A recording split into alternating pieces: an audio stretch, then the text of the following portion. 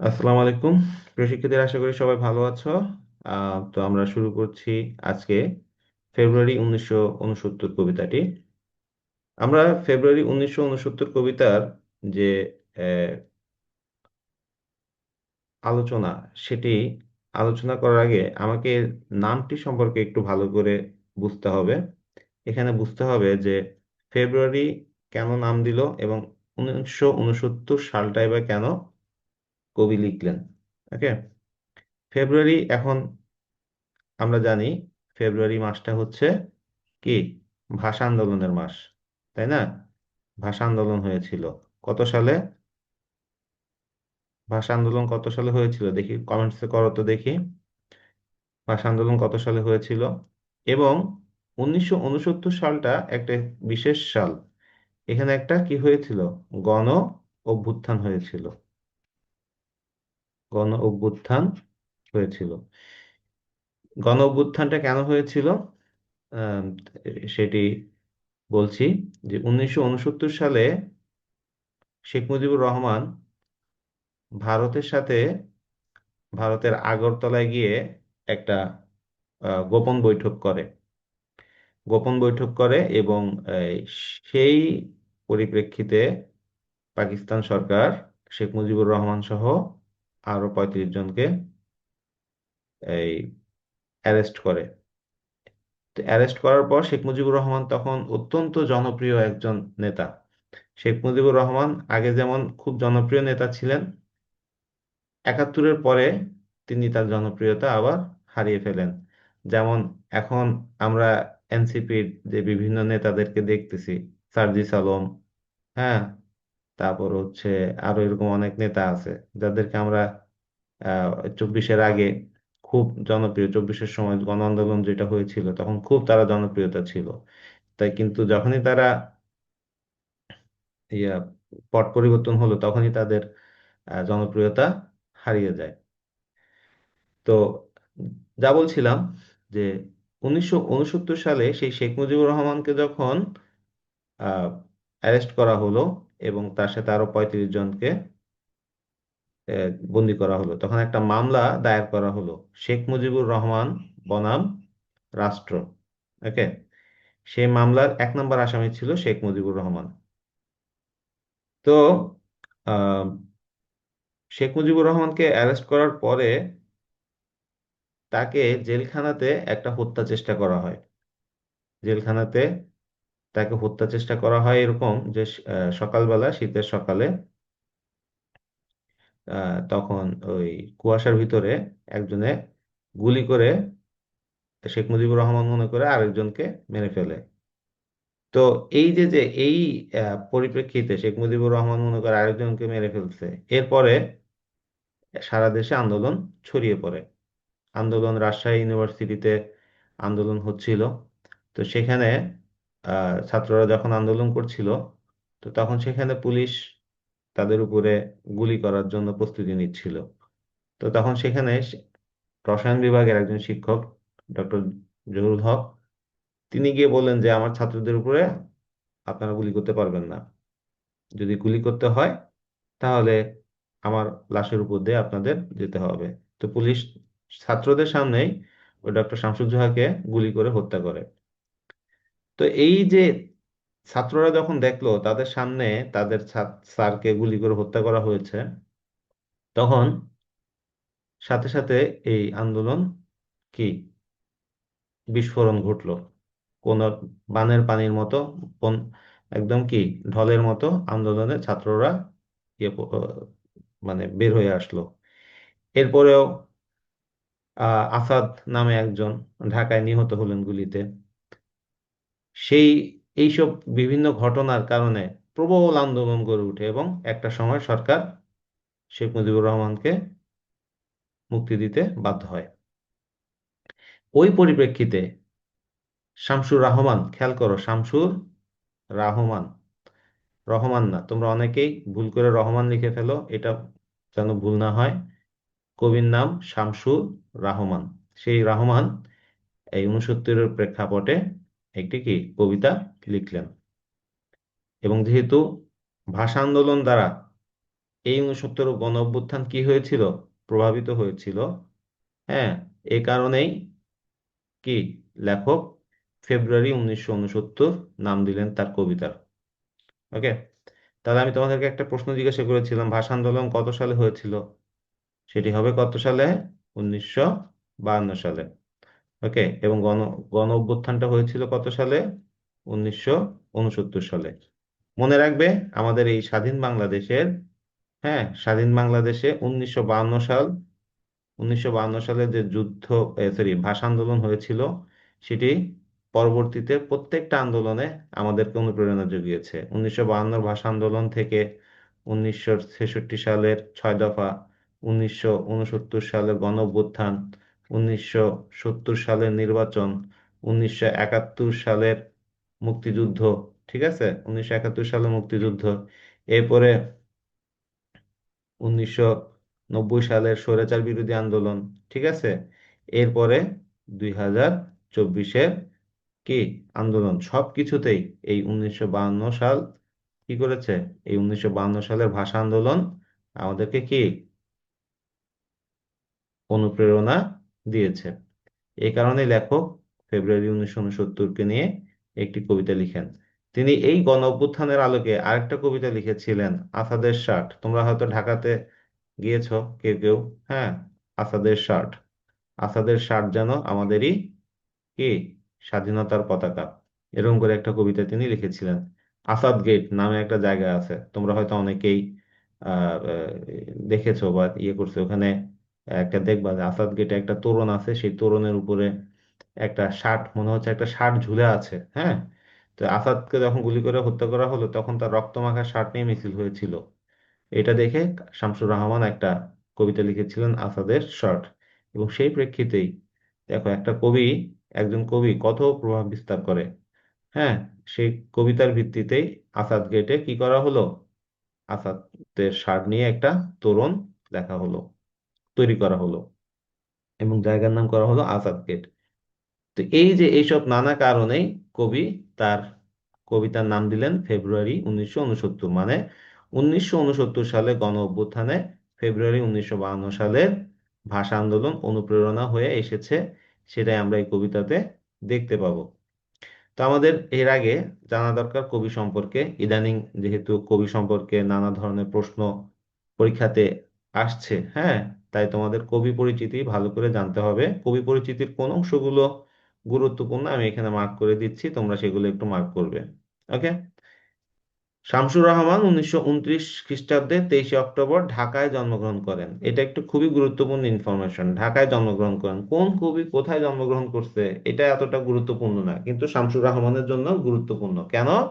কারণ শামসুর রহমানের আরেকটা নাম আছে। শামসুর রহমানের আরেকটা নাম হচ্ছে কি, নাগরিক কবি।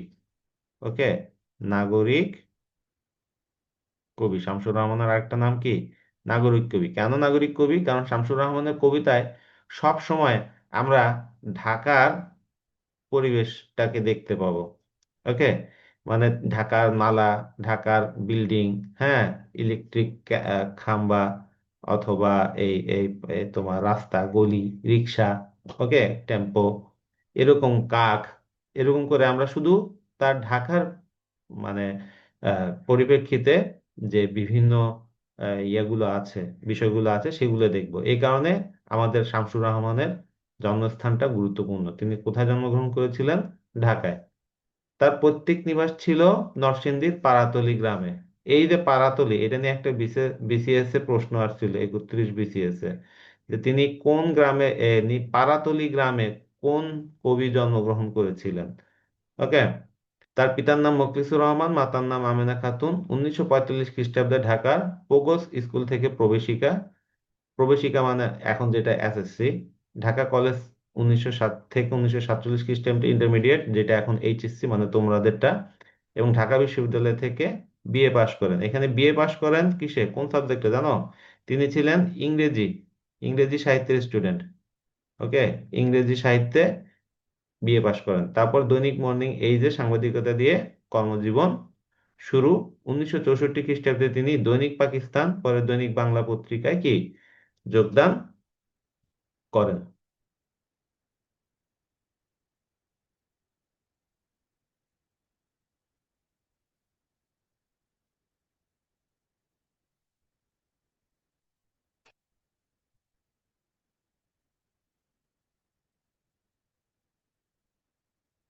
এটা একটু মার্ক করো যে তিনি আহ, দৈনিক পাকিস্তান পত্রিকা পরে কোন পত্রিকায় নাম হয়?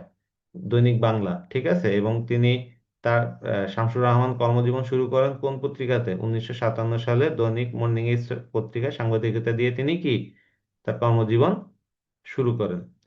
তো যাই হোক, 1949 খ্রিস্টাব্দে সাপ্তাহিক সোনার বাংলা পত্রিকায় কবির প্রথম কবিতা কি প্রকাশিত হয়? এটা খুব গুরুত্বপূর্ণ একটা লাইন, মার্ক করো যে সোনার বাংলা পত্রিকায় তার প্রথম কবিতা প্রকাশিত হয়।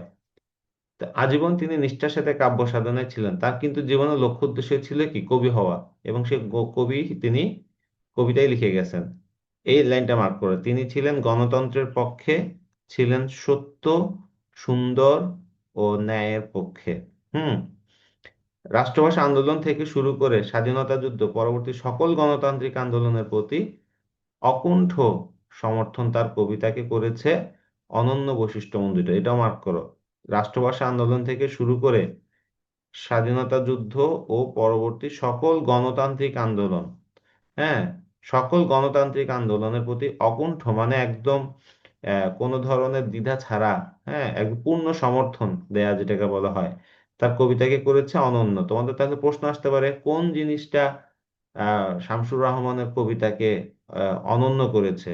ওকে, সেটা হচ্ছে যে কি স্বাধীনতা যুদ্ধ এবং গণতান্ত্রিক আন্দোলনের প্রতি অকুণ্ঠ সমর্থন তার কবিতাকে অনন্য বৈশিষ্ট্যমণ্ডিত করেছে। তারপরে এই লাইনটা দেখো, তার কবিতায় নগর জীবনের যন্ত্রণা, একাকিত্ব, পারিবারিক ও সামাজিক বন্ধন ইত্যাদি তার কবিতায় লক্ষণীয় বৈশিষ্ট্য। ওই যে নগর জীবনে নাগরিক কবি বলেছি, তাই না? নাগরিক কবি হিসেবে তার যে কিছু বৈশিষ্ট্য আমরা তো এখানে দেখবো, নগর জীবনের যন্ত্রণা। হ্যাঁ, যারা যারা শহরে থাকে তারা জানে এখানে কি যন্ত্রণা। হ্যাঁ, তোমার এখানে একাকিত্বতা, পরিবার পরিবেশ নাই, আত্মীয় স্বজন নাই, হ্যাঁ, কারোর সাথে দেখা হয় না, ইয়া হয় না, অনেকটাই কি আমাদের এরকম আহ, উম, ইয়া দেখতে পাই আমরা। তো শহরের জীবনে যে ইয়াগুলো আছে সেগুলো আমরা এখানে দেখতে পেয়েছি। শামসুর রহমানের উল্লেখযোগ্য কাব্যগ্রন্থ প্রথম গান, দ্বিতীয় মৃত্যুর আগে। এটা খুবই গুরুত্বপূর্ণ একটা কবিতার বই, এটা মার্ক করো, কারণ এটা তার কি প্রথম কাব্যগ্রন্থ, শামসুর রহমানের প্রথম কাব্য গ্রন্থ। হ্যাঁ, তোমার প্রথম গান দ্বিতীয় মৃত্যুর আগে, এটা নিয়ে কিন্তু অনেকবার প্রশ্ন এসেছে। ওকে, তো প্রথম কাব্যগ্রন্থের নাম প্রথম গান দ্বিতীয় মৃত্যুর আগে। তারপর রৌদ্র করটিতে বিধ্বস্ত নীলিমা, নিরালোকে দিব্যরথ, নিজ বাসভূমে, এটা মার্ক করো, নিজ বাসভূমে, বন্দি শিবির থেকে। হ্যাঁ, এই দুইটা কবিতার বই গুরুত্বপূর্ণ। ফিরিয়ে নাও ঘাতক কাটা, অদ্ভুত উদ্ভট উটের পিঠে চলেছে স্বদেশ, এটাও কি আরেকটা গুরুত্বপূর্ণ কবিতার বই। আমাদের সবগুলো কবিতার বই গুরুত্বপূর্ণ না, কিন্তু কিছু কিছু কবিতার বই ফ্রিকোয়েন্টলি বারবার আসে পরীক্ষায়, তা আমাদের ওগুলো সম্পর্কে একটু ভালো করে কি আইডিয়া রাখতে হবে। তো আমি যেগুলো যেগুলো বেশি পরীক্ষাতে আসে, হ্যাঁ, সেগুলো আমি তোমাদেরকে মার্ক করে দিচ্ছি। বুকতার বাংলাদেশের হৃদয়,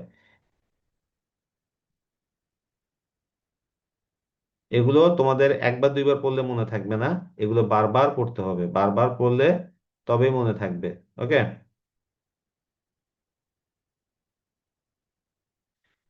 তো এছাড়াও উপন্যাস সাহিত্য অনুবাদ কর্ম উল্লেখযোগ্য অবদান আছে। আদমজী পুরস্কার, বাংলা একাডেমি পুরস্কার, একুশে পদক, স্বাধীনতা পুরস্কার সহ অসংখ্য পদক ও সম্মাননায় তিনি ভূষিত হয়েছেন। 2006 খ্রিস্টাব্দে 17 আগস্ট মৃত্যুবরণ করেন। বাস, এগুলার আমার গুরুত্বপূর্ণ ইনফরমেশন না, এগুলো জাস্ট পড়ে মনে রাখতে চেষ্টা করবা, না রাখলে নাই, কিন্তু যেগুলো দাগাই দিলাম, মার্ক করে দিলাম, সেগুলো অবশ্যই অবশ্যই মনে রাখতে হবে। তো আমরা এখন কবিতাটা শুরু করব। কবিতাতে প্রথমে দেখো, আমি তোমাদেরকে আবার বলছি, যারা ক্লাস করতেছো তারা মেইন বইটা হাতে নাও, কলম হাতে নাও, বইতে মার্ক করো। বইতে মার্ক করো কবিতা লাইনগুলো, শব্দগুলো, বিভিন্ন নোটস আমি যা দিচ্ছি সেগুলো কি আহ, বইতে মার্ক করো, কারণ এটা তোমার পরবর্তীতে অনেক কাজে লাগবে। ওকে, তো দেখো, কবিতাটা শুরু হয়েছে এখান থেকে। আবার ফুটেছে দেখো কৃষ্ণচূড়া থরে থরে শহরের পথে। দেখো বানানটা কবি এভাবে লিখেছেন। আমাদের যেহেতু তখন কবিতা 1969 সালে বাংলা বানানের এস্টাবলিশড নিয়ম প্রচলিত হয়নি, হ্যাঁ, তাই লেখক তার বানানটা এইভাবেই দেখো। হ্যাঁ, আমরা সাধারণত দেখো বানানটা কিভাবে লিখতাম, এভাবেই তো লিখি তাই না, দেখো। তো এই যে যে দেখো বানানটা লেখক লিখেছে দেখো এইভাবে, এটা এটা এটা তার প্রতি সম্মান জানিয়ে তিনি যে বানানে লিখেছেন সেই বানানটাই কি রাখা হয়েছে। কৃষ্ণচূড়া থরে থরে, থরে থরে মানে কি থোকায় থোকায়। ওকে, থোকায় থোকায়। শহরের পথে, দেখছো শহরের কথা আসছে। ওই যে বলেছিলাম শামসুর রহমান নাগরিক কবি, তিনি শহরে যা দেখেন তাই তিনি কি কি লিখেন। কেমন নিবিড় হয়ে, নিবিড় মানে কি খুব ঘন, ঠিক আছে, নিবিড় মানে কি ঘন, ঘন হয়ে কি কৃষ্ণচূড়া ফুটেছে। কখনো মিছিলে, কখনো বা একা হেঁটে যেতে যেতে মনে হয় ফুল নয়, ওরা শহীদের ঝলকিত রক্তের বুদবুদ, স্মৃতিগন্ধে ভরপুর। মানে কখনো তিনি মিছিলে যাওয়ার সময় অথবা কখনো একা হেঁটে যেতে যেতে তার মনে হয় এই কৃষ্ণচূড়ায় সেটা কি ফুল নয়, তারা কি শহীদের ঝলকিত রক্তের বুদবুদ। ঝলকিত মানে কি রক্ত, তাজা রক্তটা হ্যাঁ চকচকে বা ইয়া হয়, বা বা মনে করো এই যে যে গুলি করলে বা রক্ত ছিটকে পড়ে, সে রক্তের বুদবুদ, বুদবুদ মানে কি ফেনার মতো যেটা হয় সে ফেনাটাকে বলা হয় বুদবুদ। এবং স্মৃতিগন্ধে ভরপুর, এই শব্দটা তোমাদের হয়তো বা একটু ইয়ে লাগতে পারে যে স্মৃতিগন্ধ মানে কি। ভরপুর মানে তো আমরা বুঝতেছি একদম পরিপূর্ণ, কিন্তু স্মৃতিগন্ধ জিনিসটা কি, স্মৃতিগন্ধ মানে হচ্ছে তোমার এই যে যে আমাদের স্মৃতির যে, এমনিতে আমরা আমরা তো আমরা ফুলের গন্ধ, মাছের গন্ধ, ময়লার গন্ধ, এরকম অনেক গন্ধের কথা শুনেছি। স্মৃতিগন্ধ কি, স্মৃতিগন্ধ মানে হচ্ছে যে ওই যে স্মৃতি 1952 সালের স্মৃতি। ওকে, যে স্মৃতি কাতরতা বা স্মৃতিতে মনে পড়ে যায় বা যে কথা মনে পড়ে যায়, হ্যাঁ, সেই কথাটাকে বলা হয়েছে। মানে এই ফুল দেখে ভাষা শহীদদের কথা তার মনে পড়ে যায়, সেই কথা বোঝানো হচ্ছে।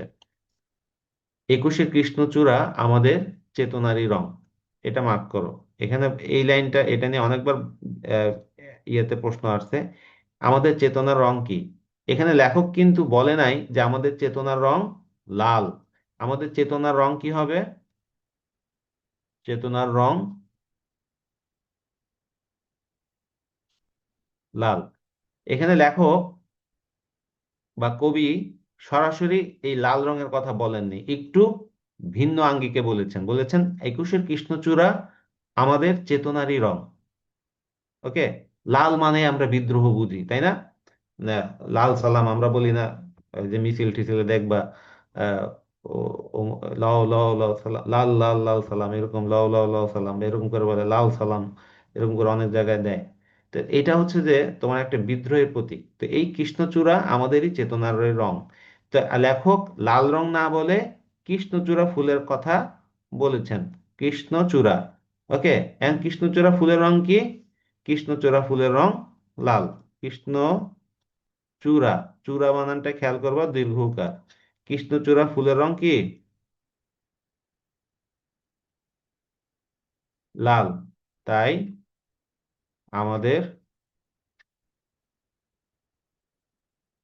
চেতনার রং লাল। ঠিক আছে, কৃষ্ণচূড়া ফুলের রং লাল, তাই আমাদের চেতনার রঙও কি লাল।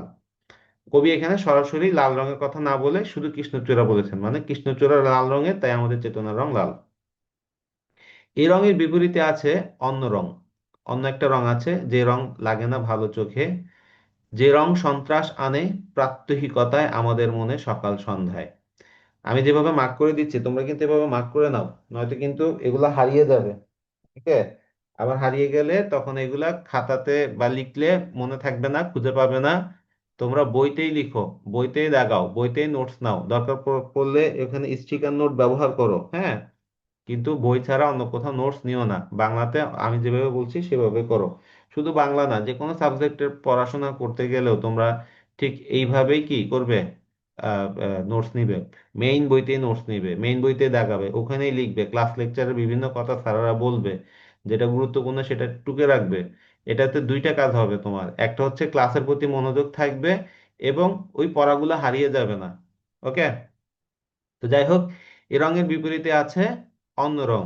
যে রং লাগে না ভালো চোখে, যে রং সন্ত্রাস আনে। সন্ত্রাস মানে কি? ত্রাস। ত্রাস মানে ভয় ভীতি। ওকে। ভয়।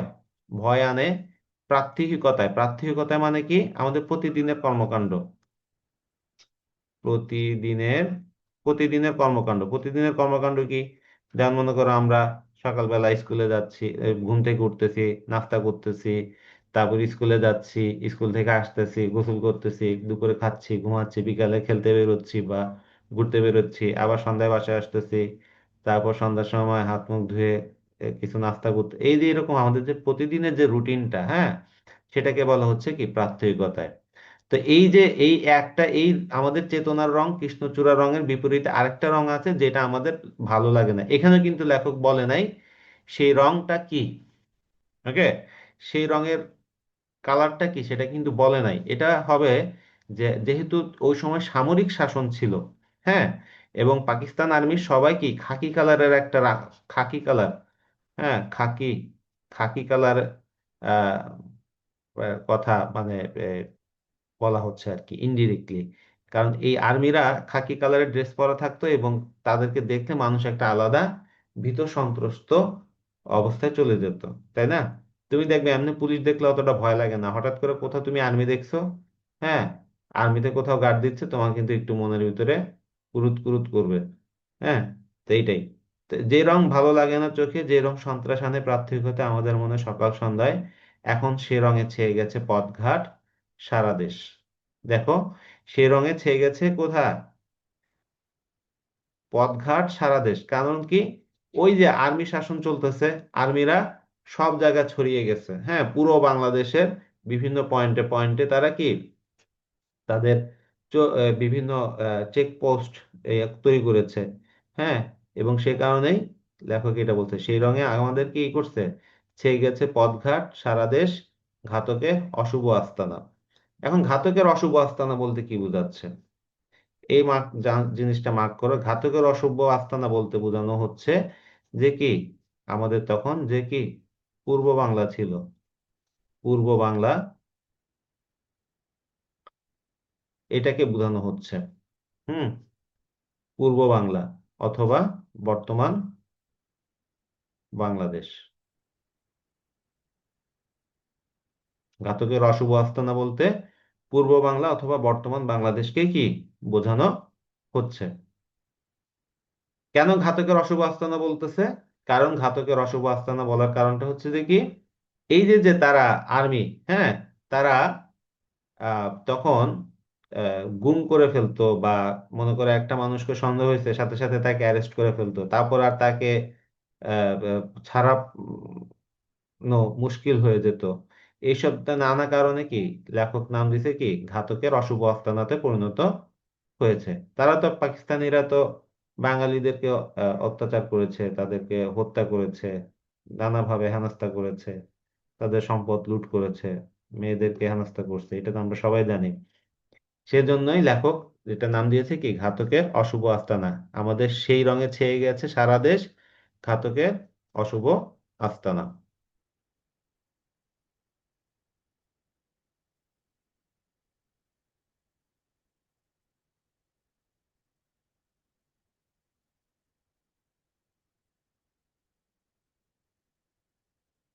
এরপরের লাইনটা দেখো কি বলেছে।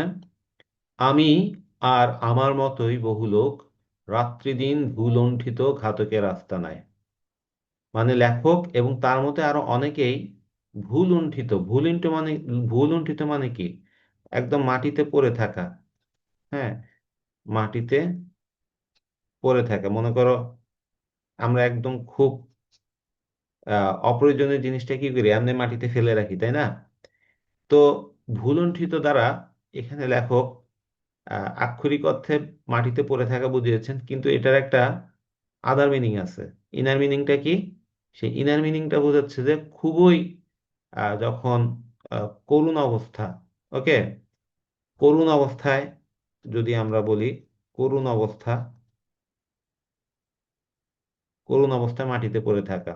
তো এই জন্য বলছে ভুলুণ্ঠিত। যে আমরা অনেক সময় দেখি না যে মারতে মারতে একদম মাটিতে ফেলে রাখে, সন্ত্রাসীরা কি করে, মারতে মারতে একদম কি শোয়াই ফেলে, বা এরকম তো হয় তাই না? তো বা খুব ভিখারি ঠিকারি এরা কি মাটিতে বসে থাকে, খুব করুণ অবস্থা, দ্বারা তারা মাটিতে হয়ে থাকে। তো এই জন্য ভূলুণ্ঠিত হওয়া মানে একদম খুব করুণ অবস্থা, একদম নিঃসহায় অবস্থা বোঝায়। ওকে, সেই রকম ঘাতকের আস্তানায় ভুলুণ্ঠিত হয়ে আছে কেউ মরা, আধমরা কেউ, কেউ বা ভীষণ জিদি দারুণ বিপ্লবে ফেটে পড়া। তাহলে আমরা এখানে এই লাইনটা মার্ক করো। এখানে তিন ধরনের মানুষের কথা লেখক বলেছেন: কেউ মরা, আধমরা কেউ, কেউ বা ভীষণ জেদি দারুণ বিপ্লবে ফেটে পড়া। তাহলে আমাদের টোটাল তিন প্রকার কি মানুষের কথা বলা হয়েছে।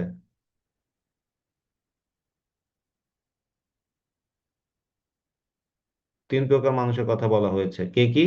একটা হচ্ছে কেউ মরা, মানে এরা শত অত্যাচার করলেও কি করবে না, কোনো আওয়াজ করবে না। আধমরা কেউ, এরা কিরকম, যে কখনো অত্যাচার করতে করতে একটা লিমিট ক্রস করলে তখনই তারা কি আওয়াজ করবে। আর কেউ বা ভীষণ জেদি দারুণ বিপ্লবে ফেটে পড়া, মানে এই কোয়ালিটির যারা আছে তারা কোনোভাবেই কি করে না, মেনে নেয় না, তারা আন্দোলন করে ফেলে বা তারা প্রতিবাদ করে সাথে সাথে। আমাদের জীবনে আমরা এরকম তিন ক্যাটাগরির মানুষ দেখবো। কিছু মানুষ দেখবো যে কোনো ধরনের আওয়াজ নাই, শত অত্যাচার মুখ বুজে সহ্য করতেছে। কিছু মানুষ আছে যখন একটু লিমিট ক্রস করে তখনই তারা আওয়াজ করে। আর কিছু মানুষ আছে যে অল্পতেই কি, মানে কোনোভাবেই সামান্যতম অন্যায় প্রতিবাদ মেনে নিতে পারে না। সবচেয়ে বেশি হচ্ছে মরা, তারপরে দ্বিতীয় সর্বোচ্চ আধমরা, এবং সবচেয়ে কম খুব গুটি কয়েক ভীষণ জেদি মানুষ যারা দারুণ বিপ্লবে ফেটে পড়ে। তোমরা যদি দেখো যে এই যে হাসানাত আব্দুল্লাহর কথা যদি ধরি, হ্যাঁ, তাহলে হাসানাত আব্দুল্লাহ এই যে যে একটা দারুণ, এখন একটা ফিগার, সে দারুণ বিপ্লবী ফেটে পড়া, তাই না? তো এর প্রতিবাদ সবসময় করে যাচ্ছে। তো এরকম আমরা আমাদের মানুষ এরকম কয়জন পাচ্ছি, সেই কথাটা এখানে বলা হচ্ছে। তো চতুর্দিকে মানবিক বাগান কমল বন হচ্ছে তছনছ। চতুর্দিকে মানবিক বাগান, খেয়াল করো, কমল বন হচ্ছে তছনছ, এই লাইনটা দ্বারা কি বোঝানো হচ্ছে? মানবিক বাগান দ্বারা কি বোঝানো হচ্ছে? মানবিক বাগান দ্বারা বোঝানো হচ্ছে যে মানবাধিকার। ওকে, আমাদের একটা মানবাধিকার আছে তাই না?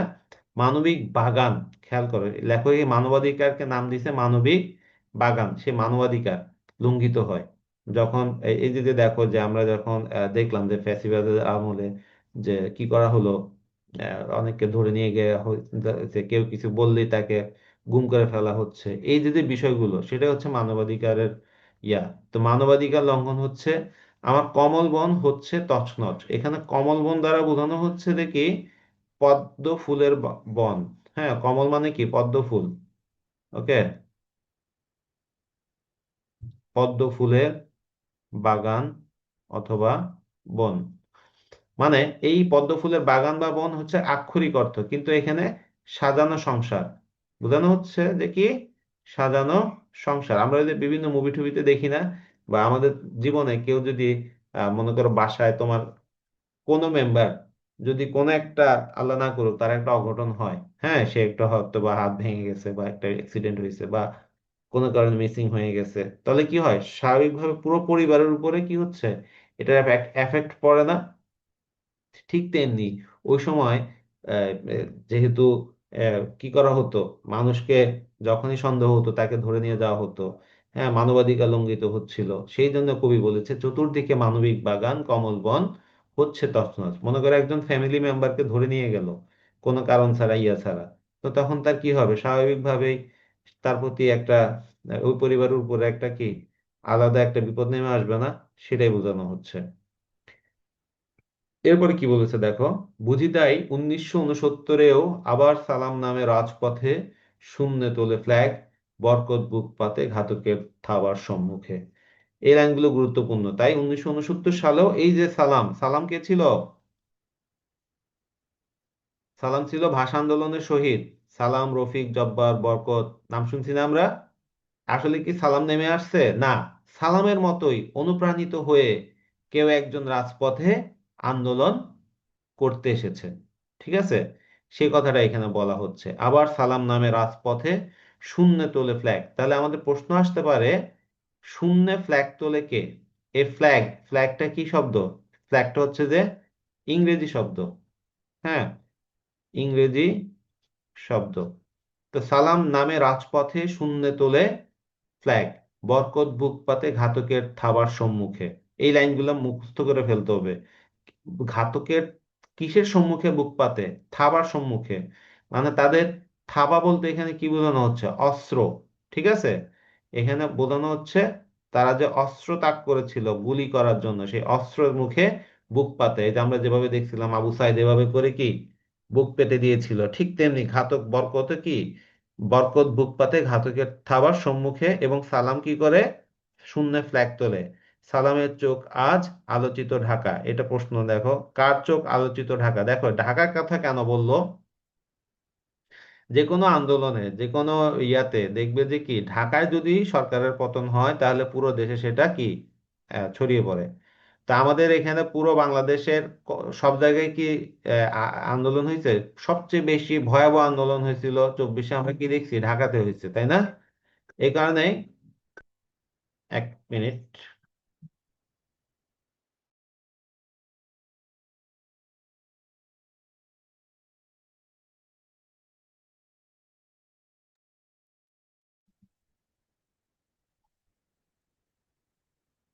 ওকে, তারপর আমরা কি দেখতে পেলাম যে সালামের চোখাস আলোচিত ঢাকা। ঢাকা কেন কথা বলা হচ্ছে? কারণ ঢাকা হচ্ছে যে কোনো আন্দোলনের কি একটা মানে সেন্টার পয়েন্ট। বাংলাদেশে যদি কোনো সরকারকে পতন করতে হয়, যে কোনো আন্দোলনকে যদি এস্টাবলিশ করতে হয়, তাহলে ঢাকাতে সেটা আগে এস্টাবলিশ করতে হবে। এই জন্য দেখবে যে ঢাকায় সবসময় সব ধরনের আন্দোলন হচ্ছে। 2 দিন পর পর ঢাকা এখন আন্দোলনের নগরী হয়ে গেছে, তাই না? 2 দিন পর পর অমুক ইয়ার আন্দোলন করতেছে, তমুকরা আন্দোলন করতেছে, সবাই ঢাকায় গিয়ে আন্দোলন করতেছে। তো এই জন্য ঢাকায় যা হবে সেটার এফেক্ট পুরো বাংলাদেশের উপরে পড়বে। এই জন্য লেখক বলেছে যে কি, সালামের চোখ আজ আলোচিত ঢাকা।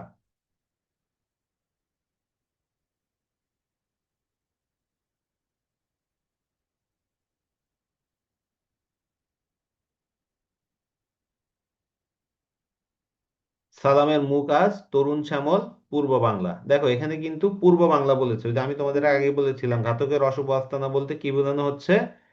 কি ঘাতকের অশুভ আস্তানা বলতে বোঝানো হচ্ছে যে কি, বাংলা, পূর্ব বাংলাটাকে। পূর্ব বাংলা এখন বর্তমান কি, এই পূর্ব বাংলা হচ্ছে যে কি বর্তমান বাংলাদেশ। বর্তমান কি বাংলাদেশ হচ্ছে পূর্ব বাংলা। তো এই সালামের মুখ আজ তরুণ শ্যামল পূর্ব বাংলা। তরুণ শ্যামল কেন বলা হলো?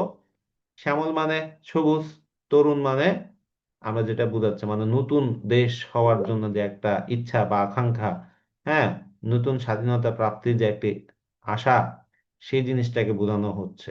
ওকে, দেখলাম রাজপথে, দেখলাম আমরা সবাই জনসাধারণ, দেখলাম সালামের হাত থেকে নক্ষত্রের মতো ঝরে অবিরত অবিনাশী বর্ণমালা। মার্ক করো। দেখলাম সালামের হাত থেকে নক্ষত্রের মতো ঝরে অবিরত অবিনাশী বর্ণমালা। নক্ষত্র মানে কি? এই যে তারা, আকাশের যে তারা, আকাশের অসংখ্য তারা না, এগুলো গুণে শেষ করা যায়? হ্যাঁ, আকাশের তারা কিন্তু গুণে শেষ করা যায় না। তো সেই জন্য বলতে নক্ষত্রের মতো ঝরে অবিরত অবিনাশী বর্ণমালা। অবিনাশী মানে কি? অবিনাশী মানে হচ্ছে যে তোমার যেটাকে ধ্বংস করা যায় না। অবিনাশী মানে হচ্ছে ধ্বংস করা যায় না যা।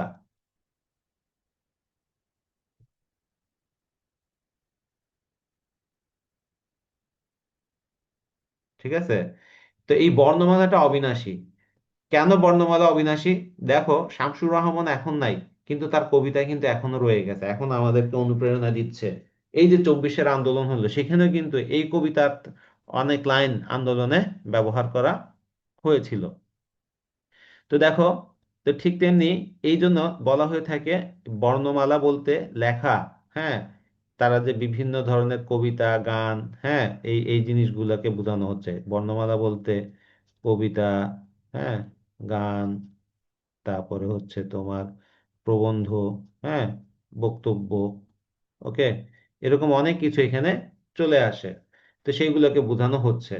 সালামের হাত থেকে নক্ষত্রের মতো ঝরে অবিনাশী বর্ণমালা। এখানে একটা ব্যাপার মনে রাখতে হবে যে 1971 সালে আমাদের যে মুক্তিযুদ্ধ হয়েছিল, সেই মুক্তিযুদ্ধে আমাদের কেন দরকার সেটা কিন্তু বুদ্ধিজীবীরা কি করেছিল, আমাদেরকে কবিতার বা এই যে যে বিভিন্ন লেখালেখি সেমিনার ইত্যাদির মাধ্যমে আমাদেরকে বোঝাতে সক্ষম হয়েছিল, তাই তো আমরা আন্দোলন করতে পেরেছিলাম। তুমি দেখো যে এই যে 24-এর আন্দোলন কেন হলো, যখন এখানে আমরা ফেসবুকে দেখতে পেলাম যে কি প্রচুর লেখালেখি হলো কোটা বিরোধী আন্দোলন নিয়ে, শেখ হাসিনার অপশাসন নিয়ে ইত্যাদি নানা বিষয় নিয়ে কি ফেসবুকে প্রচুর লেখালেখি হলো, ফলে মানুষ বুঝতে পারলো যে তারা কি হচ্ছে, ডেপ্রাইভড হচ্ছে, শোষিত হচ্ছে, তারা তাদের আসল অধিকার থেকে বঞ্চিত হচ্ছে।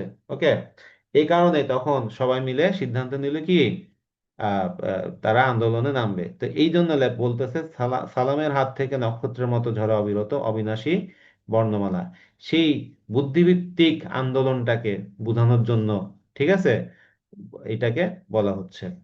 আর বরকত বলে গারো উচ্চারণে, এই বরকত বলে গারো উচ্চারণে, এখানে বরকতের ডায়লগটা শুরু হয় এখান থেকে তোমাদের আহ আহ, এইটুক পর্যন্ত, শেষ পর্যন্ত 4 লাইন, ঠিক আছে, সরি।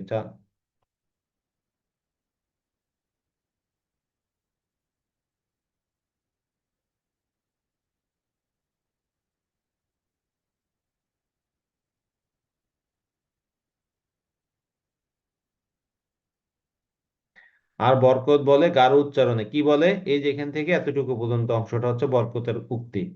ওকে, এখনো বীরের রক্তে দুঃখিনী মাতার অশ্রু জলে, ফোটে ফুল বাস্তবের বিশাল চত্বরে, হৃদয়ের হরিৎ উপত্যকায়, সেই ফুল আমাদেরই প্রাণ, শিহরিত ক্ষণে ক্ষণে, আনন্দের রৌদ্রে আর দুঃখের ছায়ায়। দেখো, এখনো বীরের রক্তে দুঃখিনী মাতার অশ্রু জলে, ওই যে যে আবু সাইদ মারা গিয়েছিল সে তো বীরের মতো মারা গিয়েছে, তাই না? কিন্তু তার মায়ের কাছে সে কি, তার মায়ের চোখের জল, সেটাকে আমরা অস্বীকার করতে পারবো? যে ছেলেটা বীরের মুগ্ধ, বীরের মতো মারা গেছে, আবু সাইদ বীরের মতো মারা গেছে, ওয়াসিম আকরাম বা মুক্তিযুদ্ধের সময় যারা মারা গেছে, যে দেশে আসাদ, সালাম, রফিক, বরকত, জব্বর, যাদের কথাই বলি বীরের মতো মারা গেছে, তাই না? তাদের মৃত্যু বীরোচিত, কিন্তু তাদের মায়ের কাছে তো সেই মৃত্যুটা কি বীরোচিত না? সে তো তার সন্তান হারিয়েছে। ওকে, একজন মা তার সন্তানের প্রতি তার যে ভালোবাসা, এটা কোনোভাবে কোন পরিমাপ করা যায় না। হ্যাঁ, তো সেই বীরের রক্তে দুঃখিনী মায়ের অশ্রু জলে, ফোটে ফুল বাস্তবের বিশাল চত্বরে। এই ফুল দ্বারা কি বোঝানো হচ্ছে? ফুল দ্বারা বোঝানো হচ্ছে আমাদের ভাষা, ঠিক আছে। সে ভাষাটা ফুটে ওঠে বাস্তবের বিশাল চত্বরে, হৃদয়ের হরিৎ উপত্যকায়। হরিৎ মানে কি?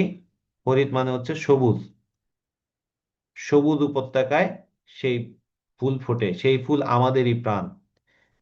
দেখো, আমাদের ভাষা কিন্তু কি, ফুল বলতে কি বোঝানো হচ্ছে? ভাষা, তাই না? এই ফুল আমাদেরই প্রাণ। দেখো, আমরা যে প্রথমে ভাষা আন্দোলন হয়েছিল কেন? ভাষার জন্য। হ্যাঁ, আমরা মাতৃভাষা বাংলা রক্ষার জন্য কি আন্দোলন হয়েছিল? না, বাংলার কে রাষ্ট্রভাষা দেওয়ার জন্য আন্দোলনটা হয়েছিল। ওকে, মূল ইতিহাস ছিল যে আহ, পাকিস্তান সরকার বলল যে উর্দুই হবে কি বাংলাদেশের রাষ্ট্রভাষা। ওকে, কিন্তু বাংলার মানুষ বলল যে না, আমরা অধিকাংশ মানুষ যেহেতু বাংলাভাষী, 56% মানুষ যেহেতু আমরা বাংলাভাষী, তাই বাংলার পাশাপাশি উর্দু রাষ্ট্রভাষা হতে পারে, কিন্তু শুধু উর্দু রাষ্ট্রভাষা হতে পারে না। এটা নিয়ে আন্দোলনটা হয়েছিল, এবং ওখানেই থেকে আমাদের এই ভাষা আন্দোলনটা আমাদের স্বাধীনতার বীজ বপন করেছিল। এই জন্য লেখক বলছে সেই ফুল আমাদেরই প্রাণ, শিহরিত ক্ষণে ক্ষণে। শিহরিত মানে কি, আমরা অনেক সময় ইয়ে হয়ে ওঠে না, একটা যে আমাদের গুজ বাম্প হয়ে উঠে, বা আমরা অনেক সময় একটা আলাদা ইয়ে উঠে, হ্যাঁ, আহ, সেটাই শিহরিত ক্ষণে ক্ষণে, আনন্দের রৌদ্রে আর দুঃখের ছায়ায়। আনন্দের রৌদ্রে কেন?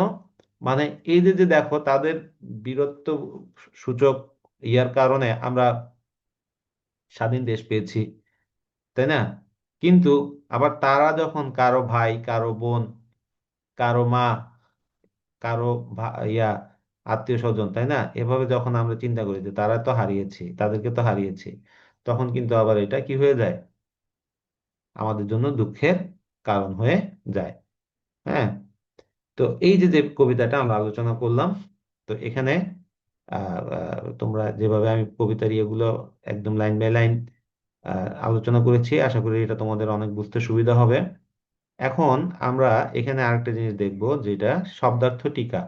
ওকে, শব্দার্থ টিকাটা তোমরা অবশ্যই ভালো করে পড়বে, কারণ কবিতা থেকে আমার জ্ঞানমূলক প্রশ্ন আসবে, শব্দার্থ টিকা থেকে আসবে অনুধাবনমূলক প্রশ্ন। তাই তোমরা অনুধাবনমূলক প্রশ্নের জন্য এই কথাগুলো ভালো করে শিখে নিবে। তোমাদের এদের একটা, ছেলেমেয়েদের একটা সবচেয়ে বড় সমস্যা হচ্ছে যে তোমরা কথা গুছিয়ে লিখতে পারো না। কথা গুছিয়ে লিখতে পারার জন্য তোমাকে আগে কিছু কথা শিখতে হবে। ওকে, তো এই জন্য তোমরা কি করবে, এই যে এই শব্দার্থ টিকাতে যে কথাগুলো বলছে এগুলো অনেকটা মুখস্থ করার মতো করে ফেলবে। হ্যাঁ, তোমাদের হয়তো বা এভাবেই নানা ধরনের প্রশ্নের ব্যাখ্যা চাইতে পারে, তখন তোমাদের লিখতে এগুলো কি সাহায্য করবে। তো আমাদের আবার প্রথম লাইনটা এই যেগুলোতে আমি লাইন ব্যাখ্যা করেছি, তারপরে তোমরা এগুলো পড়ে নিবে। হ্যাঁ, এখানে সবগুলো আমি ব্যাখ্যা করেছি এর আলোকে, তোমরা এগুলো পড়লেই কি বুঝতে পারবে। এখন আসো পাঠ পরিচিতি, এটা একটু আমি পড়াবো। পাঠ পরিচিতি অংশটা উচ্চতর দক্ষতা ও প্রয়োগের জন্য গুরুত্বপূর্ণ।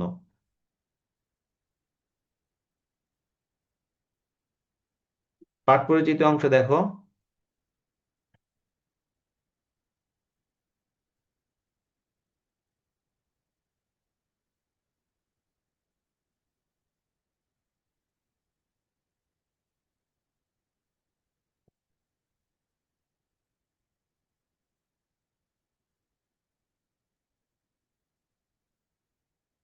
ফেব্রুয়ারি 1969 শীর্ষক কবিতাটি শামসুর রহমানের নিজ বাসভূমে কাব্যগ্রন্থ থেকে চয়ন করা হয়েছে। ওই যে আমি প্রথমে মার্ক করে দিয়েছিলাম, নিজ বাসভূমে কোন কাব্যগ্রন্থ থেকে নেওয়া হয়েছে, নিজ বাসভূমে কাব্যগ্রন্থ থেকে নেওয়া হয়েছে।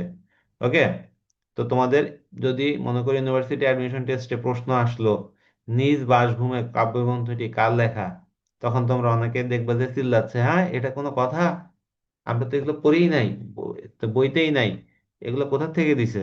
আসলে এখানে দেখো এভাবে একটা লিঙ্ক থাকে।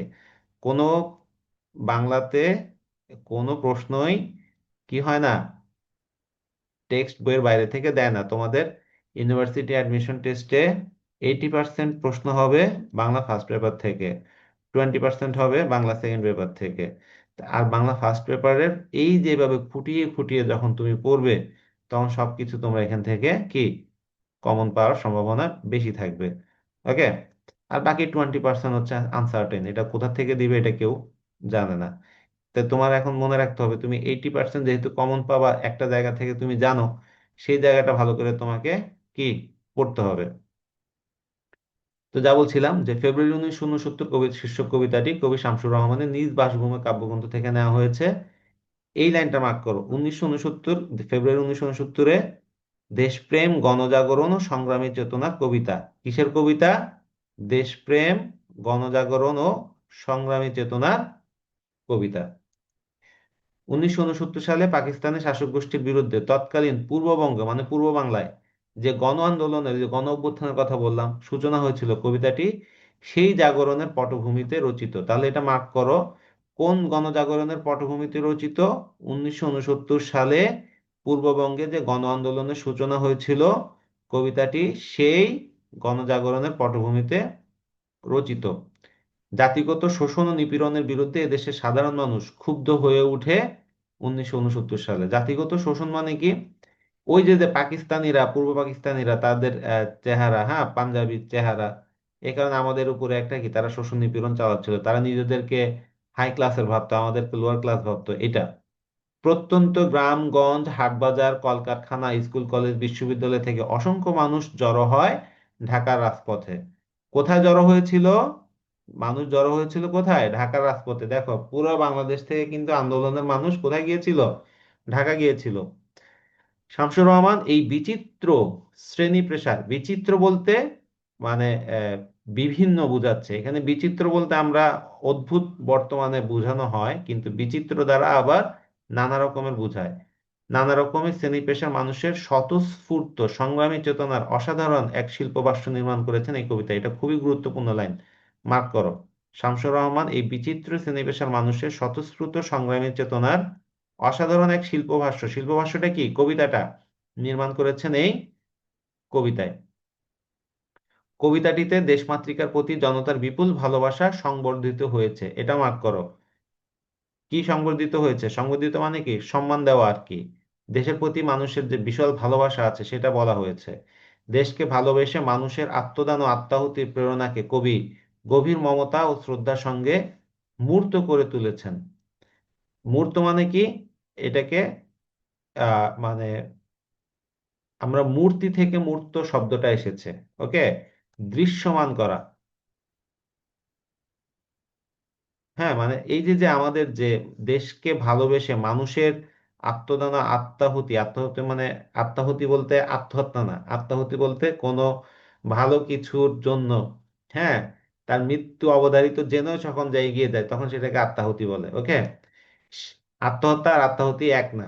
তো আত্মাহুতির প্রেরণাকে কবি গভীর মমতা ও শ্রদ্ধার সঙ্গে মূর্ত করে তুলেছেন, মানে দৃশ্যমান করে তুলেছেন। কবিতাটি একুশে রক্তজোড়া দিনগুলোতে স্বৈর শাসনের বিরুদ্ধে, কোন শাসনের বিরুদ্ধে? স্বৈর শাসনের বিরুদ্ধে এদেশের সংগ্রামী মানুষের আত্মাহুতির মহাত্মে প্রগাঢ়তা লাভ করেছে। প্রগাঢ়তা মানে কি?